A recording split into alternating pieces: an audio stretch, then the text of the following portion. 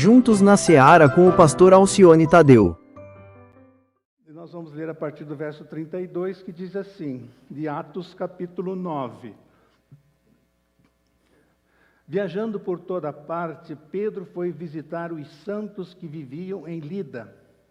Ali encontrou um paralítico chamado Enéas, que estava acamado fazia 8 anos. Disse-lhe Pedro: Enéas, Jesus Cristo vai curá-lo. Levante-se e arrume a sua cama. E ele se levantou imediatamente. Todos que viviam em Lida e Sarona o viram e se converteram ao Senhor. Em Jope havia uma discípula chamada Tábita, que em grego é Dorcas, que se dedicava a praticar boas obras e dar esmolas. Naqueles dias ela ficou doente e morreu. Seu corpo foi lavado e colocado num quarto do andar superior. Lida ficava perto de Jope, e quando os discípulos ouviram falar que Pedro estava em Lida, mandaram-lhe 2 homens dizer-lhe: não se demore em vir até nós. Pedro foi com eles, e quando chegou foi levado para o quarto do andar superior. Todas as viúvas o rodearam, chorando e mostrando-lhe os vestidos e outras roupas que Dorcas tinha feito quando ainda estava com elas. Pedro mandou que todos saíssem do quarto. Depois, ajoelhou-se e orou. Voltando-se para a mulher morta, disse: Tábita, levante-se. Ela abriu os olhos e, vendo Pedro, sentou-se. Tomando-a pela mão, ajudou-a a pôr-se em pé. Então, chamando os santos e as viúvas, apresentou-a viva. Esse fato se tornou conhecido em toda a cidade de Jope, e muitos creram no Senhor. Pedro ficou em Jope durante algum tempo, com um curtidor de couro chamado Simão. Uma cura de Enéas, como não bastasse, uma ressurreição. Aí, quando você lê o texto assim, você pergunta: onde é que foi parar esse poder? Onde é que está esse poder? Que fim deu esse poder que estava em Pedro? Se o Deus de Pedro é o nosso Deus, né? Bom, para a gente pensar, só para a gente pensar, fala e cura uma pessoa que está 8 anos na cama. Ora e a mulher ressuscita. Vamos falar mais um pouquinho sobre isso, já. Primeiro, irmãos, a cura de Enéas, começando aí no versículo 32. Qual foi o propósito da cura de Enéas? Porque Deus respondeu à oração de Pedro. O propósito, irmãos, está no versículo 34. Disse-lhe Pedro: Enéas, Jesus Cristo vai curá-lo. Não sou eu. Jesus Cristo vai curá-lo. Ou seja, Pedro deu toda a honra, toda a autoridade para Jesus Cristo, né? Então, o propósito dessa cura era que Pedro ficasse atrás e Jesus na frente. Pedro não aparecesse. Enéas, Jesus vai te curar. Ele não disse: eu cheguei aqui e vou orar e você vai ficar curado. Jesus, Pedro não quer aparecer, não quer fazer espetáculo, né, com a desgraça dos outros, como alguns fazem hoje. Que a doença é uma tremenda tragédia na vida de muitas pessoas, né?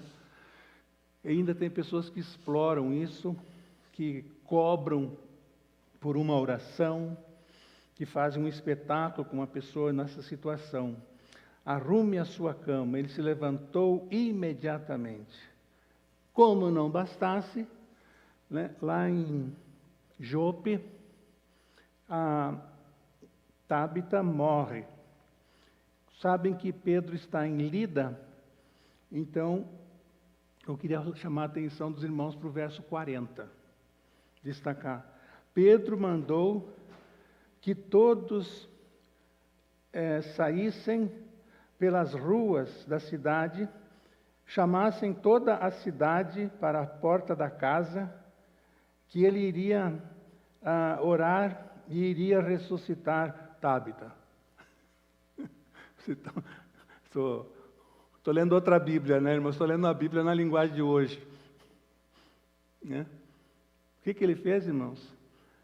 Mandou todo mundo sair, subiu lá para o segundo andar, no quarto, sozinho, sem espetáculo, se ajoelhou e a mulher ressuscitou. Esse é o nosso Deus. E apresentou-a viva aos demais da casa. Interessante que era normal, naqueles tempos, os apóstolos, o próprio Jesus, orarem de pé. Aqui o texto diz que Pedro se ajoelhou. Quando a pessoa se ajoelhava, era um clamor muito forte. Era um pedido, era uma necessidade urgente que precisava de uma resposta. Então, dobrava-se não só os joelhos, mas também dobrava-se o coração da pessoa. A ideia de joelhos, a ideia de quebrantamento na presença de Deus. E agora aqui vem o propósito da ressurreição de Tábita. Foi para enaltecer Pedro, para Pedro aparecer, já que tinha acontecido lá em Lida, em Jope, foi para ele aparecer? Não. Então, no 42 está o propósito da ressurreição dessa mulher. Pedro ficou em 42. Este fato se tornou conhecido em toda a cidade de Jope. E aí o que aconteceu? E muitos creram no Senhor. O propósito não era para a pessoa aparecer, não era para a pessoa recolher dinheiro, não era para fazer um espetáculo. Propósito: o nome de Jesus fosse propagado e em todas as partes. Esses dois fatos, irmãos, indo para o fechamento aqui da nossa devocional, serviram para confirmar o ministério de Pedro. O que Jesus disse para Pedro lá na beira do mar da Galileia, se despedindo? Apacenta as minhas ovelhas. E Pedro vai então dar continuidade àquilo que Jesus fazia. Pregava, curava, e Pedro faz o mesmo. Esse fato aqui confirma, né? E viram que Deus estava com Pedro, e os cristãos eram encorajados ao presenciarem todas essas maravilhas. E agora, para terminar, uma pergunta, queria que os irmãos ficassem com essa pergunta no coração, meditassem, você que está nos acompanhando de casa também mencionasse, por que Deus não ressuscita mortos hoje? Por que Deus não cura todas as pessoas hoje, quando a gente ora pedindo por cura? Queria dizer 3 coisas a partir disso. Primeiro, qual seria a utilidade disso em um pastor orar e ressuscitar uma pessoa hoje? Qual seria a utilidade disso?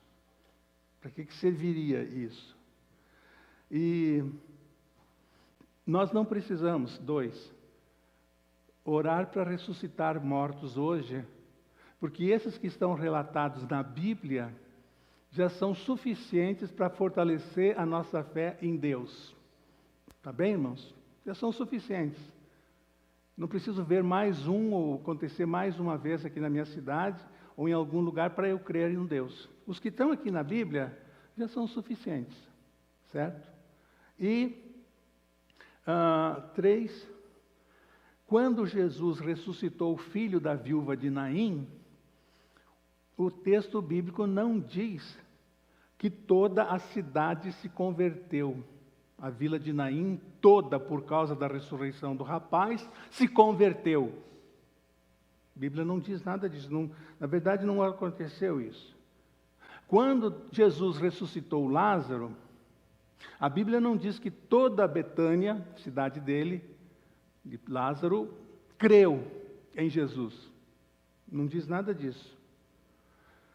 Tomé, que andou com Jesus 3 anos, quando falaram para ele que Jesus ressuscitou, ele disse: eu não acredito.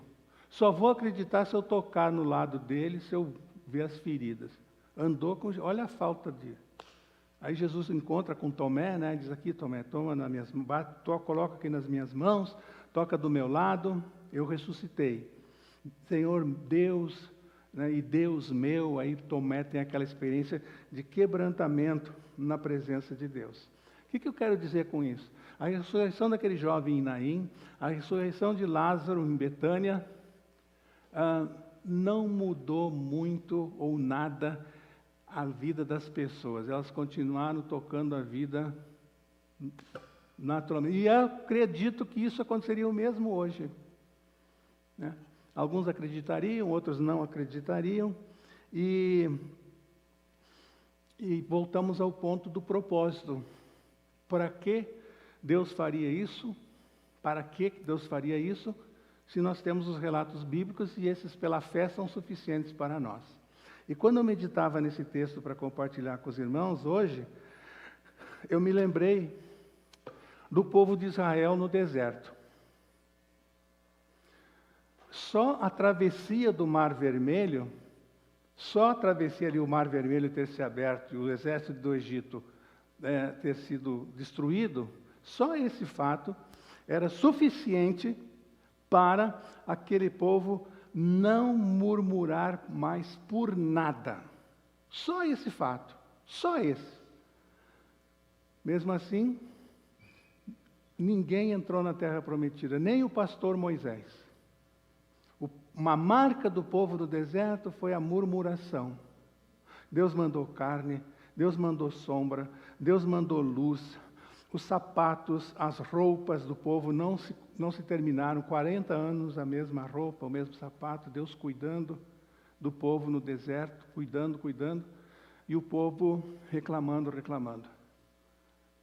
Então, qual a garantia que nós temos hoje de que se Deus operasse maravilhas no meio da igreja ou aí fora, no mundo, haveria obediência maior a Deus? Não temos garantia nenhuma. O coração do homem é mau. O coração do homem é duro. Não temos garantia nenhuma de que isso, as ações do alto, milagres, viessem a transformar as pessoas. Aliás, nenhum milagre aconteceu sem antes vir na frente a fé. O que acontece? As pessoas querem ver o milagre primeiro, para depois terem fé, mas não é assim que funciona. Então, se Deus operar em tal lugar, se Deus me der um trabalho, se Deus me ajudar a voltar para tal lugar, se Deus me ajudar a comprar um sítio, se acontecer algum milagre, aí eu passo a crer em Deus. Esse raciocínio é errado. Eu tenho fé em Deus primeiro, para depois ver o milagre. E essa que é a equação de Deus. Eu não preciso ver para depois acreditar. Eu acredito para depois eu ver. Isso que é a fé bíblica, que está na Bíblia. Eu creio e então Deus vai operar. Eu não vou esperar Deus operar para eu acreditar. Está bem, irmãos? Se Ele fizer milagres, Ele é Deus. Se Ele não fizer milagres, Ele é Deus. Lembram da letra? Ele continua sendo Deus. Não cantamos isso? Então a gente tem que cantar isso todo dia, né? Ele continua sendo Deus. Tá bem, irmãos? Que Deus os abençoe. Vamos levar essa palavra no nosso coração.